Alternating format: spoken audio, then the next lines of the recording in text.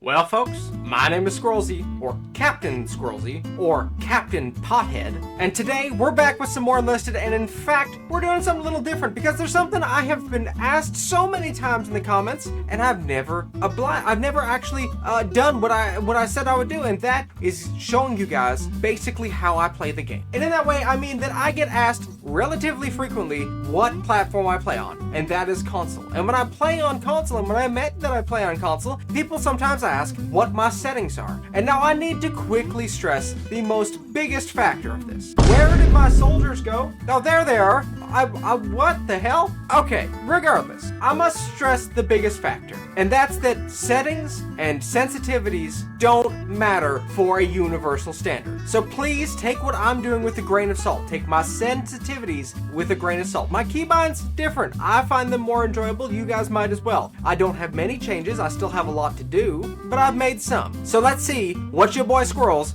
does. Basically, you can either go to your options or your controls, and when you go to your controls tab, you have everything. You have your main, your movement, your weapon, your view, your squad, your vehicles, your plane, your mech, your other, your interface, and spectator. And they're all very deep. They're all very intricate. I mean, the amount of different ways that you could bind the same key is actually kind of impressive. I will give Enlisted and Darkflow that. This is actually, for controller players, you can technically have a lot more keybinds than you would for your standard shooter game. But when it comes to your main tab, that's where you're gonna find all of your sensitivities, and mine are not very far off from the default settings because I vary day by day. So I do have it set to modernized custom, and my controller aiming speed is at 1.1. I'm not sure if it starts at 1.0 or 1.5. I'm pretty sure it's 1.5, but I could be wrong. Let me know in the comments down below. But I keep mine at 1.1. As I've said, this is different for everybody. It's even different across controllers. If you get like off-brand or like aftermarket controllers, like not Microsoft controllers if you're playing on Xbox, or not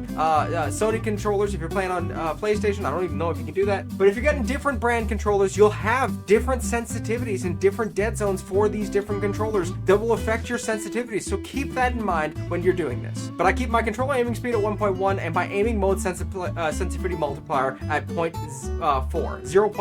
And I will say that feels a little low. I could probably go up to 0.5, but even those small adjustments can really throw you off if you get used to a certain sensitivity. And no, I obviously have aim assist for gamepad on. It's gonna help me out. For controller players, we technically need that to help us keep up with how precise a mouse and keyboard player can be and how fast they can be. But again, fairly straightforward. I don't even turn on aim acceleration. I don't like it. It throws me off. It makes me feel like I'm in a blender. And then another setting that I have that's in the options tab, obviously my graphic settings, I don't really touch these. Sound settings are very much the same. But when I come to my game settings, one that I constantly change is my cross-platform gameplay. A lot of the time, it will be default set to all platforms. I used to always have it on consoles only, but now I rotate between the three pretty frequently. For streams, I'll do all platforms. For most of my videos that you see on the channel, they're consoles only. Recently, I've been doing off, and that means that I will just be playing against Xbox players. And I thought that would be too easy. I thought that would be mostly bots. I've been getting my ass smacked. Go check out some of those other videos. There's actually a lot of very decent Xbox players that they load you in with, and you can have some really hard, tense matches doing that. So again, find what works best for you. I know when I first started, everyone told me if you're playing on console, don't go on all platforms because PC players will whoop your butt. And I do find that sometimes, but sometimes it's best to go up against harder competition and faster competition so that you can refine your skills as well. For now, I'm going to turn it to off. But now my biggest tip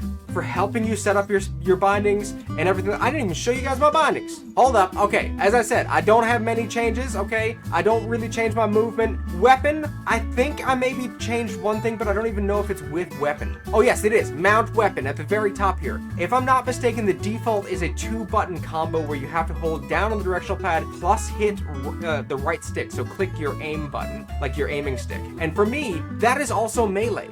Clicking the right stick is also melee. So I would go and bash something while I'm trying to mount up and then mount up, and it's just frustrating. So I just removed that and I made it down on the directional pad, and it works for me. Another one recently, I think, where is it? Yeah, I just added drop gun. This one is typically empty, but you can assign it, and as I did, I wanted to put it to my back button, and then to alter it further, I hit Y for button setup, and now I've got this. I can do it on press, on hold, double tap, triple tap, on release, on fast press, or on release after after hold, and then I can toggle whether it's sticky or on or not. So I will do a double tap for this one, so that every time I double tap my back button, which I don't do frequently, I'll drop my gun. And when I'm playing with Henry and Will, they want to try out my charlatan,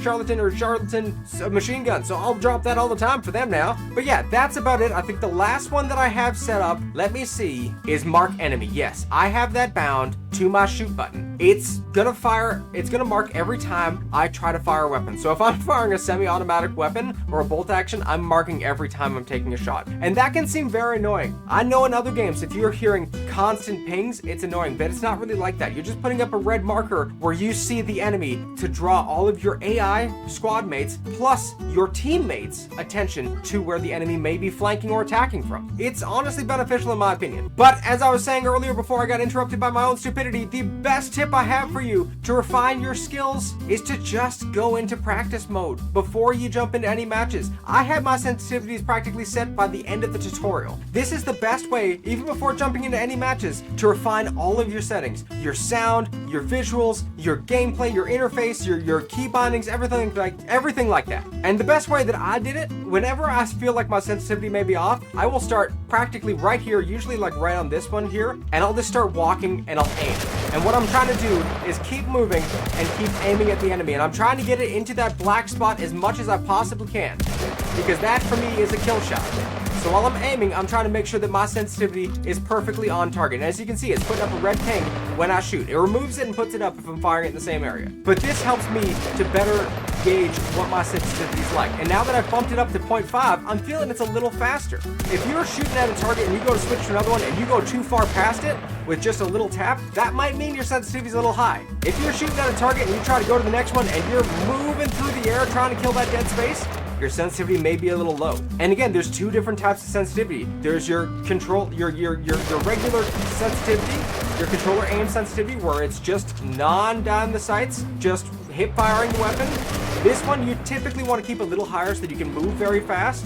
You know, I have mine very low in my opinion, but it's just how I prefer to move. And then you have your aiming down sights sensitivity multiplier, which multiplies and adds an extra factor onto your regular aim, or removes an extra factor onto your regular aim, off of your regular aim, so that you can fine tune when you're looking down the sights. And again, I know I butchered that. I'm not an informative person, folks. Come on, who are we talking about here? We know I'm stupid. We've established that. I'm just trying to let you guys know what I typically do, what my tips are for controller players. What? I got a Bren Mark 100? Oh my gosh. Okay, well, let's switch to Louis Fox here, because I want to use the Browning here, because this is another tip that I have for controller players. As I've said, let me hold on.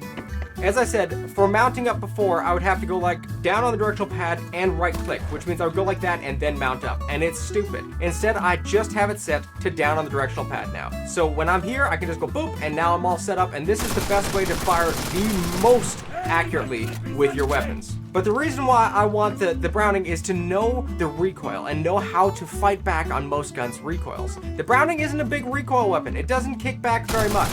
You can see, I'm keeping it pretty fair and simple. But part of that is also counter aiming. If you know you have a weapon that could possibly be bucking upwards when you're firing it, you gotta add that little bit of force downward. You see, I didn't pull the trigger, but I started moving down. That's what I'm talking about. So when you're firing, you wanna push a little bit down. Sometimes if you have a gun that has pretty good recoil control, you'll actually go down. It's gonna fire exactly where you're aiming it. Other times, you are going to be countering the recoil of the weapon going up. So as I said, the biggest thing to get proper, concise shots, especially at a long range, is to not hold down. That's another big tip. If you're just spraying and praying, looking down sights, and not doing aim control, you're gonna go up. It's definitely going up. But if you have a gun that kicks a lot, and you're doing counter control, you're gonna wanna do burst fire. That's the best way to reset the gun each time. Or, one thing that I typically do with the Browning is I'll set it to, well, I didn't know this one had an auto slow, but I'll typically set it to semi-auto. But auto slow is also great. Look at that. I'm able to properly keep it around that black dot. I'm never gonna get it in that black dot. I have bad motor control. I myself am not a good aimer. And that, folks, is another reason why sensitivities are so different for everyone. You can never find the best sensitivities for Enlisted, or the best sensitivities for Call of Duty, or the best sensitivities for Fortnite, because it's all about your dexterity, your motor control, your fine motor controls, your fine tuning skills, everything like that. For myself, because of my mental illness, because of prior medical conditions, I don't have the best motor control in my fingers and in my thumbs. It just isn't there necessarily. So I typically have to really fine-tune my controls and keep them a little sludgy, because otherwise I would be jumping everywhere, because my thumb just knows slow, or it just knows stop or full speed. It doesn't know anything in between. And a perfect example of a weapon that might kick a lot is the Bren Mark 100. This gun at a long range is gonna kick a bit, but you can see I'm keeping it relatively in that kill range by counter controlling it. But still, it's bucking a lot more as I go on because I'm holding down constantly. Meanwhile, even if I crouch, that helps a lot, but let's say you're standing full upright, if you just do burst fire, you are gonna get a lot more of those shots on target for where you're aiming. And especially if you're doing recoil control, you're immediately resetting after every burst, and you're able to hit a lot more enemies. What the hell was that? And then again, if you crouch and you do burst and you do a recoil control, you are just hitting everything. You're gonna get every shot in the red spot pretty much.